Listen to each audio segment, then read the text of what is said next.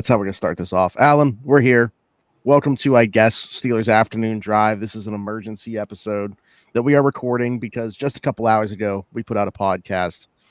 There was certainly some information in there regarding Brandon Aiyuk. We gave some opinions, and now they're meaningless because Brandon Aiyuk has signed an extension to remain a member of the San Francisco 49ers. 4-year extension, $120 million. He's not coming to Pittsburgh. Yeah, I had thought this was kind of going well for the Steelers. And, there was 2 days of absences at practice where things went poorly. Didn't seem to matter. The 49ers, it's interesting. The 49ers just kind of gave him the deal that he always wanted. And I think that's... Well, so what's interesting to me is Adam Schefter said this is the deal that has been on the table since August 10th. No amendment made in any portion of it since then. This one has been on the table. Not the one prior to that, I guess, but since August 10th. So really 19 days we've gone on since then for him to take the same deal. I don't know. Does it go back to maybe the point that I made about maybe just waiting to see, if this offer is going to remain on the table anyway? Want to just see how much further you can go at that point.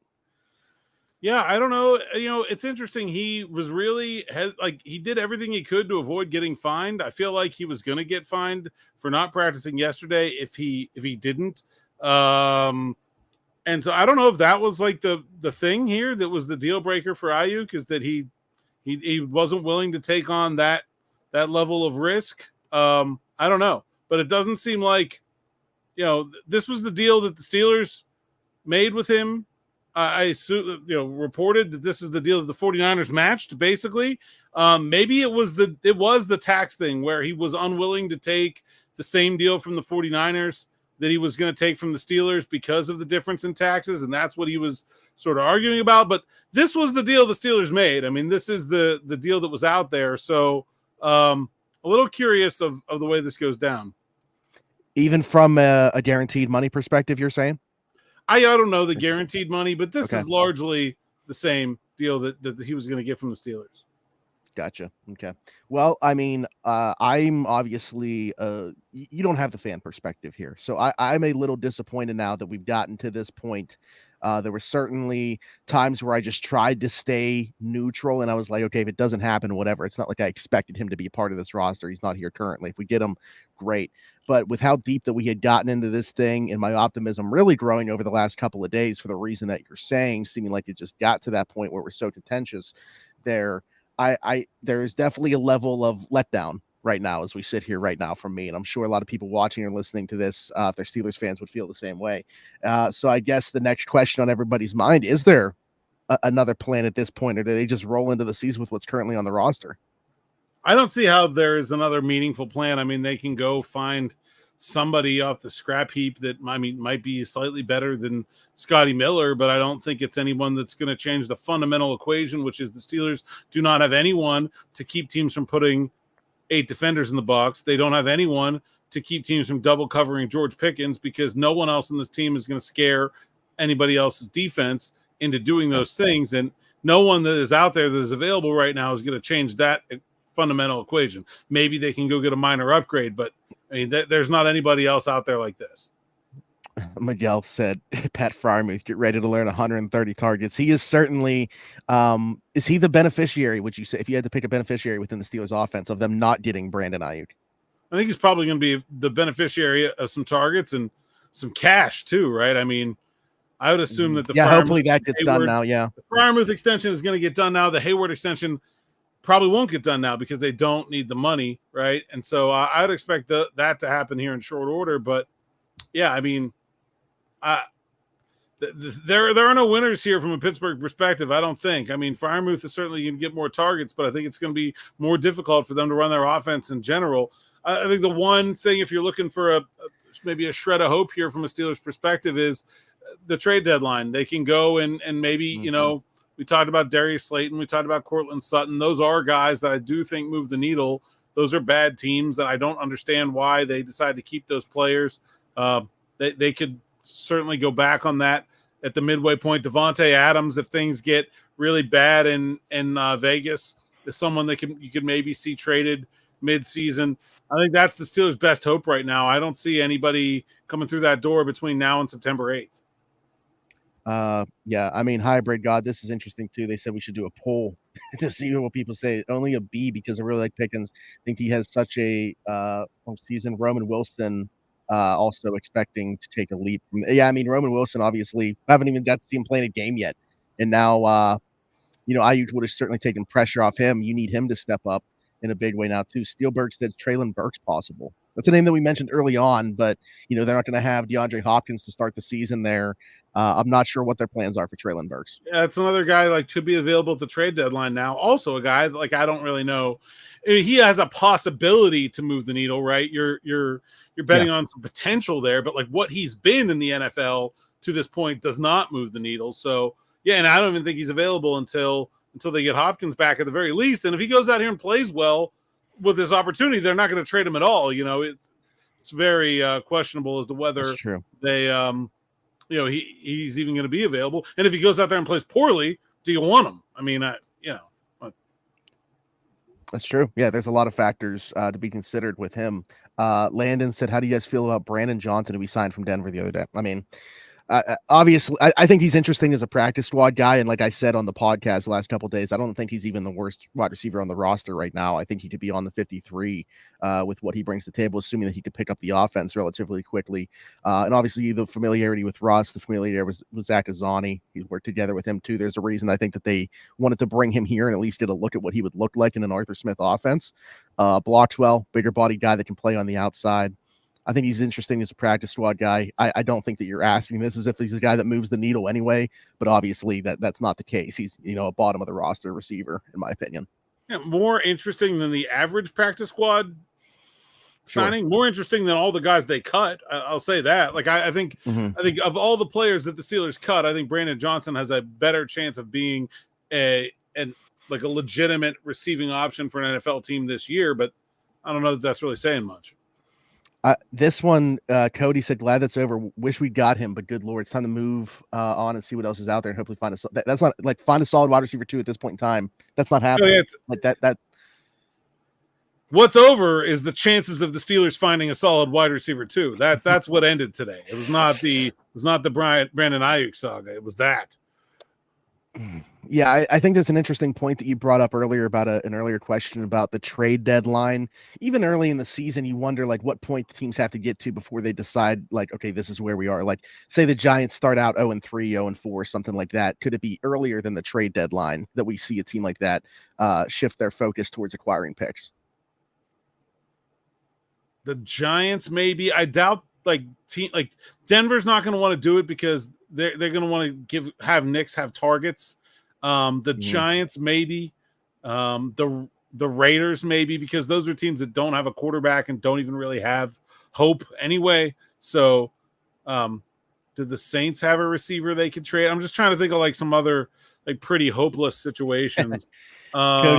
Cody also mentioned that he was literally watching Afternoon Drive when we were talking about it when he saw the news about him resigning in San Francisco. I'm so sorry, Cody, that we did that to you. I was doing a fantasy draft, and he had just gotten picked by but I got George Pickens later on, so I feel like I got better value on Pickens, maybe because some people were thinking, is Aiyuk going to go there and maybe ruin that situation? But yeah, sorry to hear that, Cody. Oh, Hybrid God says, I like the room. I would be very interested into what the reason is that you have that confidence level in the Steelers wide receiver room. Yeah, Drew, we don't want to bring this into the ether, mentioning the idea of what the situation could look like for the Steelers. George Pickens gets hurt. I mean, they're already, I would say, like a bottom 5 wide receiver group in the league. If George Pickens gets hurt, it's going to be bottom 1. Like that. Yeah, that's just the reality of it. Juan said, talk me off the ledge. Yeah, is there maybe something that you can come up with, Alan, that would make people feel better about the situation? I mean, one, I hope this is a metaphorical ledge. Let me just say that. Yeah. No, I don't have any good news from a Steelers perspective. I don't. I got nothing. This is bad. This is bad, and here's the worst part. It's bad, and it was preventable. They didn't have to be here. There were 36 players. Now that might be an exaggeration. 24 players probably that were available between the time they traded Deontay Johnson and today that would have fixed this issue, and they didn't pull the trigger on any of the rest of them, holding out for Brandon Aiyuk and didn't get him, and now they're stuck with nothing. I think this is the first real stain on Omar Khan's record as Steelers general manager. I think it's going to go extremely poorly, and I don't have anything positive to say about any of it. I guess my thing would be we knew they weren't going to be a pass first offense. That's all I got. Yeah, I mean, it's like if there's an offense that can survive with one good wide receiver, I suppose it's Arthur Smith's. That doesn't make it easy or a good idea. Yeah, no, I mean, I don't disagree. Oh, did you see that I'm getting cooked, by the way, on Twitter? I don't know if you saw it at all, because I know that you were out literally right before you got home to record this, but I had tweeted earlier when it was put out that Aiyuk hadn't showed up for a second straight day. I quoted it and said, "I've never seen more of a Steeler." Freezing Cold Takes reposted it. So my mentions have been blowing up. But yeah, it's not good. It's not good. The room is solid where we sit. Just comes down to the O-line. Yeah, I mean, I can't get on board with feeling like the wide receiver room is in a good place right now. John said the team isn't one wide receiver away from a Super Bowl win. I agree with that. I mean, I guess that's the one. I'll go there. I'll say this. I don't think this team was going to win the Super Bowl with Aiyuk. They're obviously not going to win it without him. But I don't think it, for me, like this will be the positive takeaway if you can somehow spin this into a positive. Like, I haven't given my season prediction yet, but it probably wasn't going to change that much with Brandon. Maybe one game, maybe. Like, it's probably about in the same place with or without him. I don't think it. The offensive line is too young. There's too much new on the offense. The quarterback position isn't very good with or without him. I think they end up in about the same place. I mean, you're talking about the difference between like maybe 10-7 or definitely 9-8. Like that's where I'm at here. Like, I don't think it doesn't fundamentally change the outlook for the team this season.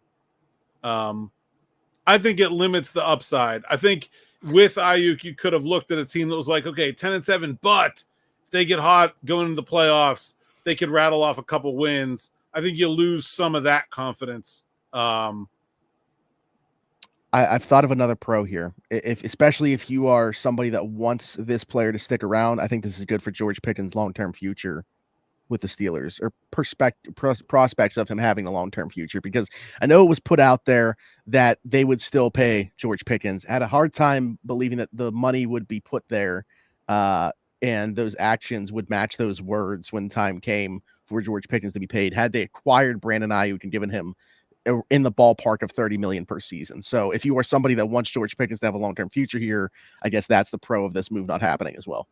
Yeah, I don't know. You talked about winners and losers. I don't know that George Pickens falls into either of those categories. He's just a guy with like 80 times as much pressure on him to succeed, because there's no one else. Like, it's going to have to be him. He's going to have to be like, if George Pickens doesn't reach his potential this year, things are going to go extremely poorly for the Steelers passing offense. And that's not really fair to him. I'm going to throw that out there. Like, that's putting him in a bad situation, but it's now what the team is going to need to succeed. Yeah, absolutely. Very high is Drew on Pat Freiermuth. I'll say this too. I want Muth to finish as a top 3 tight end. I really hope it's the production that would put him into that conversation. Top 3's aiming very high. I think that he is going to see a ton of targets. After Kelsey is kind of like that's the biggest gap from one place to another at a position, at any position in the NFL. Who's the second best tight end right now?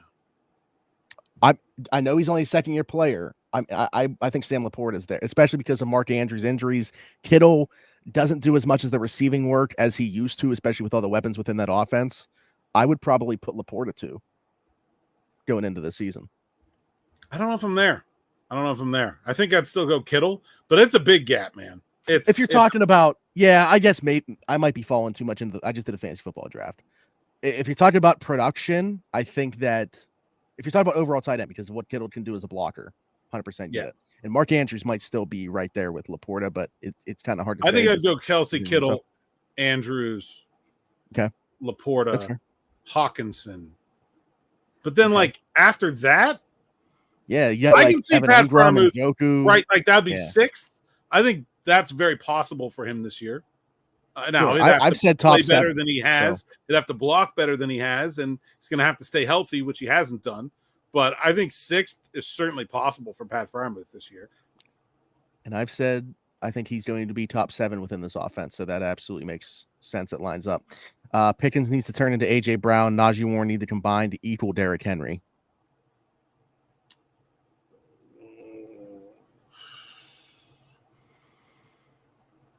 I mean, Derrick Henry is an old running back. I don't have any faith in those. I don't think equaling Derrick Henry is a problem for the Pittsburgh Steelers. I think Najee Harris is a better I think this is about the Titans. Right, but I think that this is the point about Arthur Smith's offense with the Titans. Like, okay. Pickens has to be the AJ Brown, and then the running backs have to. Yeah, I guess. The problem with that is that the 2020 Titans had Corey Davis, and the Steelers do not. Yeah, he was like a 900 or so yard receiver that year as well. That was, he was very good that season. So I don't. Yeah, I mean they don't have that. We are looking to be a 3,500 plus through the air offense. Pickens and Muth account for 2,000. Whatever we get past that is positive from these other guys. I'm more concerned about gunners. Hybrid God, think about special teams. Yeah, I mean they still need help with gunners. That's like the last of the problems right now, though. I mean, 3,500 plus through the air feels hopeful. I'll just say that. I think that's close to the ceiling. Man, GP isn't a true number 1. He's a wide receiver 2 like Juju was. We have a habit of playing players out of position.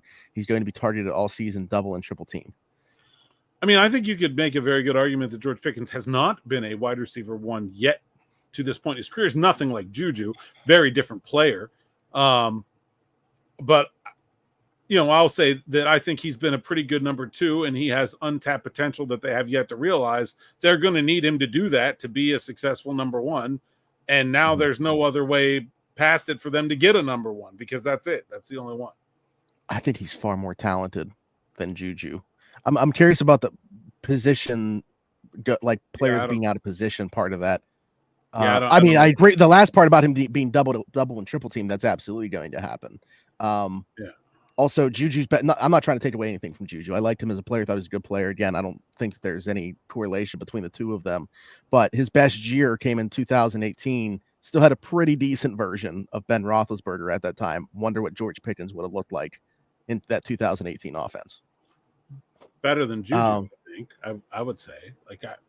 Juju's a good player, but he was ever really in. Miguel's got the weight of my heart here. Emeka Egbuka, you are a Pittsburgh Steeler. Unfortunately, not this year. Yeah, I mean, they'd take him right now, I think, if they could. Yeah. I can dig that, Smitty. I think you're right. So is Alan. Everything really is on Pickens. Look at this. This is the inverse of what we had earlier. Look at your name's spelled incorrectly. It doesn't bother me the way it bothers you. I don't know. I don't have a thing about that. The one that bugs me is Sanders. Don't give me that one. I'm good with misspelling Allen. It's whatever. We all know this. The ALAN Allens are superior to the double LEN Allens, who are just a. Darren, look at what Evan Ingram has done since going to Jacksonville. That's all I'm going to say. Freiermuth was 6th in yards among tight ends in 2022. Yes, also led the entire team in yards after catch, which I don't know if that's more of a statement about Pat or the rest of the roster. But somebody suggested Michael Thomas. Is he better than Van Jefferson? I don't know. Maybe. I mean, bring him in for a tryout. That there's no harm in that. But I don't. Yeah. And KG said, do I think they circle back to Michael Thomas? Heard his name once. It was when I put out there that they had checked in with him, but nothing came of it. Would they, if they were that interested, would they have brought him in already to get a look? if anybody was interested, would he still be available? Like, people that are free agents right now, you got to be super suspect of, right? Like, there's something wrong there. Nico believes a Calvin Austin breakout is incoming. I mean, that'd be great. I think it's possible. I thought he looked really good in the spring when it was mostly Russ throwing to him. I thought he didn't look as good when Fields got in the mix. He just never really seemed to develop that same chemistry with Fields. It's possible. I don't want to say it's likely. I think generally you should expect players to be who they've been. But I think Calvin Austin's skills, like, look, Russ is good at throwing the ball very far, and Calvin Austin is very fast. I think it's a good mix. I don't think that's crazy. I'll just say it's probably not likely. How about that? Yeah. No, I agree. Because the kind of the way that I've been looking at his role within this offense, and I know I keep going back to it, but Khalif Raymond, who Arthur Smith had in Tennessee, was like not a fully a gadget player, but they used him in a lot of different ways. I think Art's going to get him a lot of free releases and everything like that. But Alan, there's he was getting a ton of buzz coming out of the spring, and I really feel like he's kind of, I don't know if I'm going to say fallen off, but his stock, I feel like, has dipped a little bit amongst people that are around the team since they put the pads on. I think that's very fair. I was very high on him coming out of the spring. I thought he looked awesome, and I don't feel like that carried over to training camp. I do think a part of that was Wilson to Fields, so I'm interested to see if he's able to recapture that. Okay, I was going to ask more about the quarterback. Him not getting as many reps with Russell once they put. It's hard to say. Like, it's hard for me to. Yeah. You can't separate the variables, right? I guess the hopeful answer would be he'll be better with Russ than Fields. The negative answer would be he's 5'8" and he didn't do so well when the pads went on. That's what I was just saying. Is it more about the quarterback or the play strength? Because I think that there's certainly questions that could be brought up about either of them. The Red King, if this team misses the playoffs or makes it as a 7 seed and lose, they need to fire Tomlin because he's on borrowed time and top.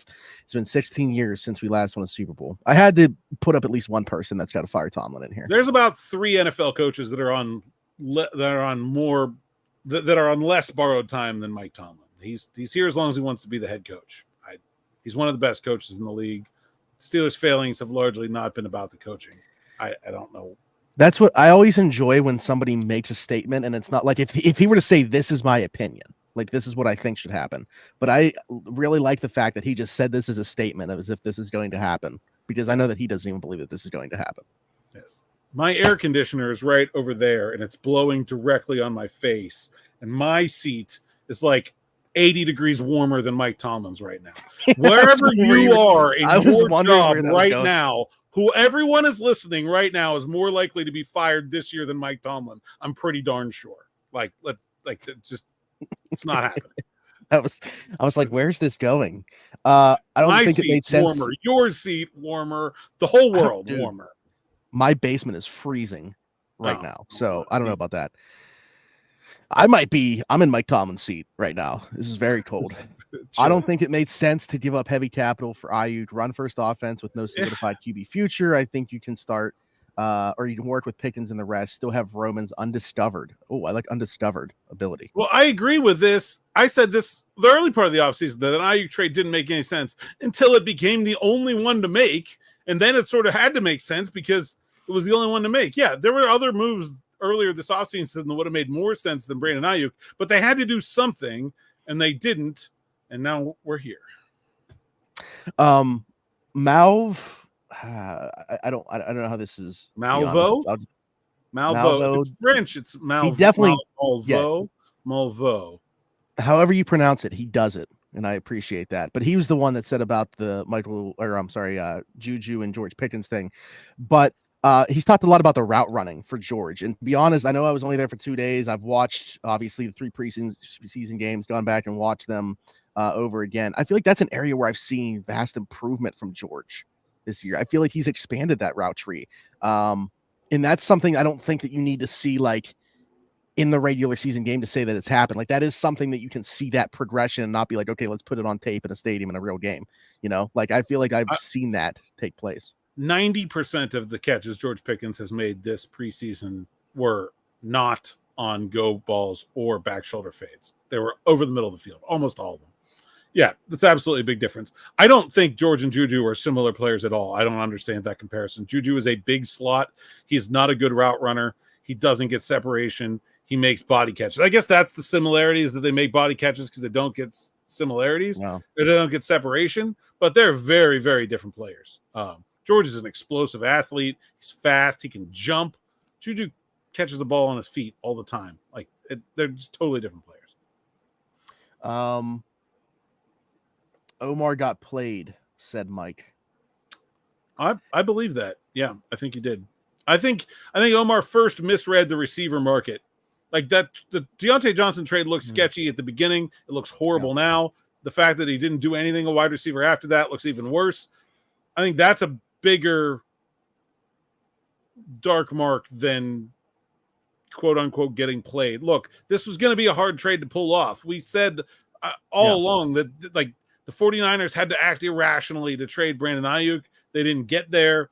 Like that was always going to be really difficult. The problem was getting himself into a point where this deal was necessary. Yeah, absolutely. Do you see Mini Puka Nakua with Roman? That's going to be the new one. This is nothing against Cody, but with the year Puka just had, this is going to be the new guy for rookie receivers, huh? Here's the thing. I think I see similar like play styles. I don't see the hit the ground running success that Puka had. I think Roman Wilson could eventually get to that point, but I think one of the big things is when you play for an offense like Michigan's, he just doesn't have that many reps with the football in his hands. Like I have a hard time seeing him come into the NFL and have all this success right away with the very limited college experience that he got, because they never threw him the ball. I mean, you're talking about a guy who had 789 yards in his best season in college. That's whelming, to use a underused phrase. Not available, neither of them. I was just say Mechie was brought up, but then they released two other receivers, so likely that he's going to stay on the roster. I mean, maybe at the trade deadline, Lockett could be available. Not now. He's just not. There's nobody out there. Shats32 says, I'm not mad about trading Deontay. Deontay does not block. He's not going to fit in the Arthur Smith system. Effort was lacking as well. Of the chain of events that I described there, trading Deontay Johnson for a starting cornerback feels like the most forgivable of them. I'll agree with that. But I don't think they got very good value for Deontay. Like, I think he was worth more. Right. Like, was the issue more so? I don't think the issue was trading him. I didn't expect him to be on this roster. It's how it was done, when it was done, and not without the return. And then it was the lack of follow through on replacing him. Yeah. I don't know why this person keeps bringing up wide receivers blocking. Roman better be baby Amon-Ra, because we suck at receiver, not sugarcoating it no more. Bottom of the league core. I can't really argue that. Do you see any Amon-Ra? No. So much for the con artist. Hard lesson learned by a second-year GM. Traded Johnson before he had a replacement.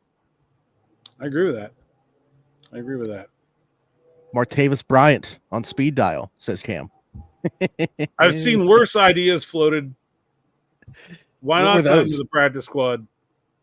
What were the worst ideas you've seen? I want to know. Not that I think that this is like an awful well, one, I mean, I just seen unreal. I guess that's realistic. Like DK Metcalf is not happening no matter what. So, at least that could happen. Trying to see if there's anything else in here. Back-to-back cannabis. You mean to tell me Martavis isn't worth a look for the practice squad? What other Steelers wide receiver other than GP14 would be better than Bryant? Yeah, I mean, I'd put him on the practice squad, sure. I don't know what the relationship was like there between Mike Tomlin and Martavis Bryant. Yeah, that's true. I have no clue. I don't know what kind of terms things ended on there. There are some people that you invite back, and there are some people that you don't. And I don't know where Tomlin falls on that. Slayton, at the deadline, sure. It's not happening before at least 6 weeks into the season. And Kadarius Toney gets a mention here as well. Better than what they have. He's not very good, but he's better than what they have. I don't know. I'd put him on the practice squad. He's also like he's the kind of the worst of both worlds there, and there's like not very good and also kind of a mess. Yeah, I Again, mean, he's him and George. better than what they have. What's they be up to? Yeah. Somebody mentioned bringing Plashko back after years. It's a case by case thing. Just because they did it with one guy doesn't mean they would do it with another. Somebody asked Tomlin about AB like a year or two after he left, and he was like, "No, never in a million years, no." So it's right. Absolutely. Alan, got anything else you wanted to hit on with this? Yeah, I just want to. Alan looks so done with all this. I am. So I was in Walmart shopping when this broke. I'm supposed to be leaving for my weekend off tonight, and now I'm not because I'm doing this, and now I'm going to write. And jeez, this never happens at a good time. So I'm not done with all of this, but it is 8:00, and Smitty's got to run. So we are done with this. This is done. We are done with this. So in that way, Juan, you are correct. If you guys aren't familiar, I host another podcast around the 412, and that's what I'm about to go record. So appreciate everybody that's been in here, been a part of it. Keep the questions coming because we can answer them. Like even this live chat and future comments will show up. We're going to be recording obviously another podcast tomorrow, so be sure to check out then. But like, subscribe, hit that notification bell, of course, here. If it's your first time, send it to somebody, tell a friend to tell a friend, leave us a 5-star review and subscribe. If you were listening somewhere else, Alan Saunders, Zachary Smith, Pittsburgh Steelers now. We'll see you next time. Bye-bye.